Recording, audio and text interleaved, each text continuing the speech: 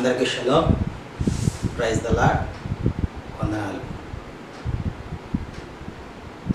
Grace gospel ministries వారి అనుదిన వాక్యదానంలో ఈరోజు నిర్గమకాండము 21వ అధ్యాయము 30వ వచనం. వానికి పరిక్రయ ధనము నియమింపబడిన ఎడల వానికి నియమింపబడిన అన్నిటి ప్రకారము తన ప్రాణ విమోచన నిమిత్తము ధనము చెల్లింపవలెను. ప్రియమైన సహోదరి సహోదరులారా, నిన్నటి దినమున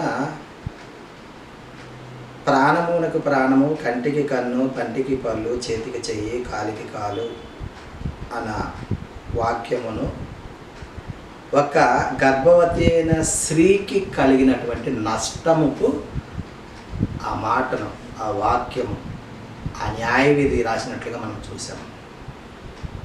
ఈ దినమున పరిక్రయ ధనము నియమింపబడిన ఎడల వానికి నియమింపబడిన అన్నిటి ప్రకారము తన ప్రాణ విమోచన నిమిత్తము ధనము చెల్లింపవలెను. ప్రాణ విమోచన నిమిత్తము ధనము చెల్లింపవలెనని ఈ దిన మనకు న్యాయ విధుల్లో తెలియచేస్తూ ఉన్నాడు. ఈ లేఖనములు మొత్తం చదువుకొని దీన్ని వివరించుకుందాం. నిర్గమకాండం 21వ అధ్యాయము 26వ వచనం నుంచి చదువుకొని ఈ న్యాయ విధులు చదువుకుందాం. ఒకడు తన దాసుని కన్నయ్యను, తన దాసి కన్నయ్యను పోగొట్టిన ఎడల ఆ కంటి హానిని బట్టి వారిని స్వతంత్రునిగా పోనీయవలెను. దాసుని స్వతంత్రునిగా పోనీయాలి. వాడు తన దాసుని పళ్ళైనను, దాని దాసి పళ్ళైనను ఓడగొట్టిన ఎడల ఆ పంటి నిమిత్తము వారిని స్వతంత్రులుగా పోనీయను. దాసిని, దాసుడిని స్వతంత్రునిగా పోనీయాలి. ఎద్దు పురుషునైనను స్త్రీనైనను చావగొలిచిన ఎడల నిశ్చయముగా రాళ్లతో ఆ ఎద్దును చావగొట్టాలి. దాని మాంసం ఎవరు కూడా తినకూడదు. అయితే ఆ ఎద్దు యజమానుడు నిర్దోషియగును. ఆ ఎద్దు అంతకు ముందు పొడుచున్నది అని దాని యజమానునికి తెలియబడినను వాడు దాని భద్రము చేయకుండాట వలన అది పురుషునైనను స్త్రీనైనను చంపిన ఎడల ఆ ఎద్దును రాళ్లతో చావగొట్టవలెను. దాని యజమానుడు మరణ శిక్ష నొందవలెను. ఇక్కడ ఎద్దు తప్పు చేసిన యజమానుడికి మరణ శిక్ష విధించాలని చెప్తూ ఉన్నది. ఆ యజమానుడు మరణ శిక్ష వానికి పరిక్రయ ధనము నియమింపబడిన ఎడల, ఎవరికి? యజమానునికి. వానికి నియమింపబడిన అన్నిటి ప్రకారము తన ప్రాణ విమోచన, ఇక్కడ మరణము నుండి తప్పించుకోవడానికి ప్రాణ విమోచన ధనమును ఇక్కడ ప్రాయశ్చిత్తార్థముగా చెల్లించాలి అని మరి న్యాయ విధిగా తెలియబడుచు ఉన్నది. అది కుమారుని పొడిచినను, కుమార్తెను పొడిచినను ఈ విధి చొప్పున అతడు చేయవలెను.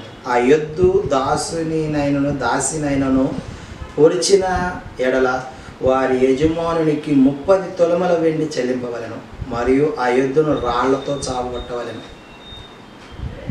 ఒకడు గోతి మీది కప్పు తీయుట వలన, లేక ఒకడు గొవ్వి త్రవ్వి దాని కప్పకపోవటం వలన దానిలో ఎద్దైనను గాడిదైనను పడినేడల ఆ గోతి కామాంధులు, అంటే దాని గోతికాడ కాసేవారు ఆ నష్టం వచ్చుకొనవలెను. వాటి యజమానికి సొమ్ము ఇయ్యవలెను. చచ్చినది వాని దగును. ఒకని ఎద్దు వేరొక ఎద్దును చచ్చినట్లు దాన్ని పొడిచిన ఎడల బ్రతికి ఉన్న ఎద్దును అమ్మి దాని విలువను పంచుకొనవలెను. చచ్చిన ఎద్దును పంచుకొనవలెను. అయితే అంతకుముందు ఆ ఎద్దు పొడిచినది అని తెలియబడినవి మరియు దాని యజమానుడు దాన్ని భద్రము చేయని వాడైతే వాడు నిశ్చయముగా ఎద్దుని ఎవరను, చచ్చినది వాని దగును. ప్రియమైన సహోదరి సహోదరులారా, ఈ లేఖనములో, ఈ న్యాయ విధుల్లో మనకు తెలియవచ్చినది ఏమంటే, మనము అప్రమత్తముగా ఉండకపోతే, మనము భద్రముగా ఉండకపోతే, ఆ భద్రముగా అప్రమత్తంగా ఉండకపోవటం వల్ల ఎదుటి వానికి ఏదైనా హాని కలుగుతుంటే అది మనకి శిక్షగా వస్తున్నది. లేదు మనము కావాలని చేస్తే అప్పుడు మనకు మరణశిక్షగా మనకు ఎదురవుతూ ఉన్నది. కాబట్టి ప్రియ దేవుని సంగమా, మనము ఇలాంటి న్యాయ విధులు తెలుసుకోకయే మన కుటుంబములోని అనేక వ్యాధులకు కానీ అనర్థాలకు కానీ కారణమవుతున్నాం. మనం తెలుసుకుంటే, ఉదాహరణకు పలానా ట్రైన్ పలానా సమయానికి పలానా ట్రైన్ ఉన్నది, పలానా సమయానికి పలానా ఫ్లైట్ ఉన్నది అని తెలిసినప్పుడు మనం ఏం చేస్తాము, దానికి అనుగుణంగా మనం ప్రయాసపడి ఆ టైం కల్లా అక్కడ చేరుకునే ప్రయత్నం చేస్తాం. అంటే ఒక గురి మనకు ఉన్నది, ఈ టైంలో మనం అక్కడికి వెళ్ళాలనే నిరీక్షణ మనకు ఉన్నది. కానీ ఇక్కడ మనకు ఈ న్యాయ విధులు తెలుసుకోలేకపోవటం వలన అక్కడ మనకి ఎలాంటి శిక్ష ఎదురవుతుంది అనేది మనం ఎరుకక ఉండటం వలన మనము తప్పుల మీద తప్పులు చేస్తూ ఉన్నాం. అందుకనే తండ్రి ఏమంటున్నాడు, దివారాత్రులు ధ్యానించమంటాడు ధర్మశాస్త్ర గ్రంథాన్ని ఎందుకు ధ్యానిస్తున్నారు? పరిసయ్యులు, లేవీయులు, వాళ్ళంతా న్యాయాధిపతులు, వీళ్ళంతా